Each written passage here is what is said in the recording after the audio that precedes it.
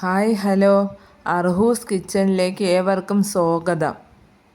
ഇന്ന് എൻ്റെ ഉമ്മയുടെ കുക്കിംഗ് വീഡിയോ ആണ് ഞാൻ ഇടുന്നത്. ഉമ്മമാരുടെ കുക്കിംഗ് എല്ലാവർക്കും ഇഷ്ടമാണല്ലോ. ചട്ടി ചൂടാകുമ്പോൾ എണ്ണ ഒഴിച്ച് അതിലേക്ക് ഉലുവ ചേർക്കുക. ഉലുവ മൂക്കുമ്പോൾ അതിലേക്ക് ഉള്ളിയും ഇഞ്ചി, വെളുത്തുള്ളി ചതച്ചതും പച്ചമുളകും ചേർക്കുക. അത് നന്നായി വഴറ്റിയെടുക്കുക. അതിലേക്ക് കറിവേപ്പില ചേർത്ത് ഇളക്കിയതിലേക്ക് ഉരുളക്കിഴങ്ങും ചേർത്ത് ഇളക്കുക. അതിലേക്ക് മഞ്ഞൾപ്പൊടിയും ഉപ്പും ചേർക്കുക.